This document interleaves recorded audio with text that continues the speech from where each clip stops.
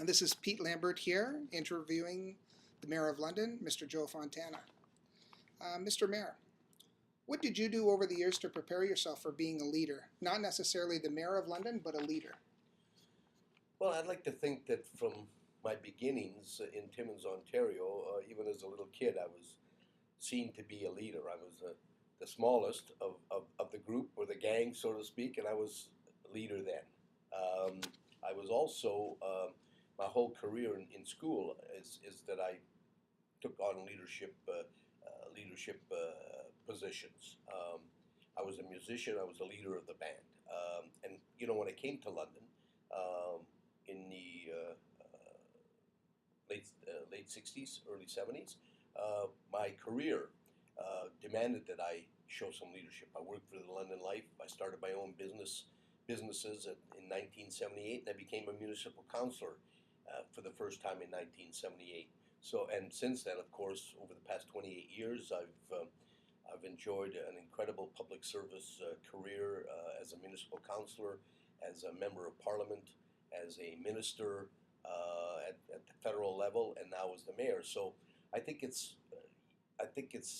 if you believe in something, and you believe that you have something to offer, then you, along with a whole bunch of other people, because it's not just about one person, it's about bringing together a group of people that share the same vision, and whether or not it's helping in the community, as I have with social housing, or whether or not it was at the political level, it's about working with people towards some goals. And sometimes you have to show that you're prepared to lead. Sometimes you should follow. Sometimes, but at the end, you should be involved, and that's the key. Thanks. In regards to leadership, what personal standards do you set that you also expect from others? Well, commitment.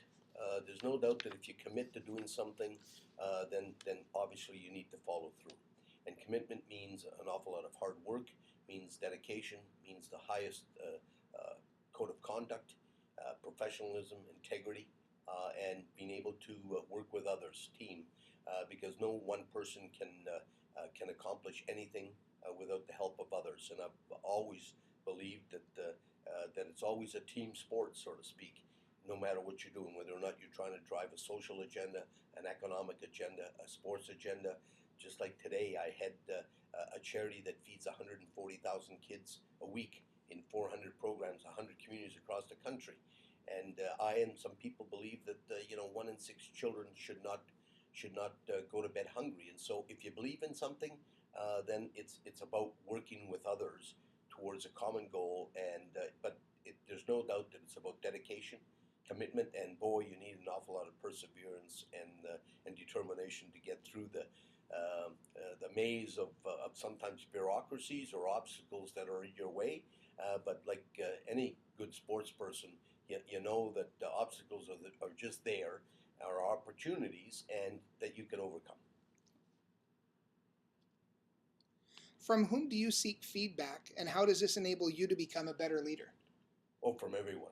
I believe that no one person ever has a monopoly on good ideas or energy.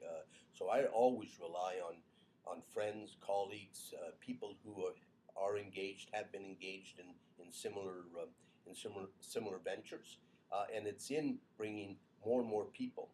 My approach has always been, even as mayor, is that you bring together a lot of people. My economic council was bringing together 150 people, covering all sectors of our economy, from healthcare to education to advanced manufacturing to the arts, the culture, the sports, the tourism people, and saying how can we forge forward with a new vision and a new approach. And so surrounding yourself with people that are equally committed, determined, share a common vision, that's what leadership is all about, is about bringing people together towards a common cause, setting the direction, and then moving forward in that direction. Thanks. Please describe Mayor Fontana's compelling image of London's future. Oh, London's future is incredible. I've always said, because I've been here now 40 years, and I've played in every sector, whether or not it was the public sector, the private sector, or the not-for-profit sector. So I think I understand and know this community. We are blessed with incredible organizations at the private sector, and the public sector, and mostly the 1,200 organizations in the not-for-profit sector who are determined to help those most in need. And so we've got everything that it takes. We've got geography, we've got infrastructure, not only the physical infrastructure, but we've got the social and human infrastructure. We've got the best talented people in terms of our workforce or education, from Western to Fanshawe. And if you look at what the future success cities are, it's the cities that have the employees of the future, that have the talent of the future. And so we've got geography, we've got the infrastructure, and we've got, I believe, the commitment and everything that it takes in terms of, as I've said, talent, infrastructure, and I think a community that knows where it wants to go. I think our future is most promising.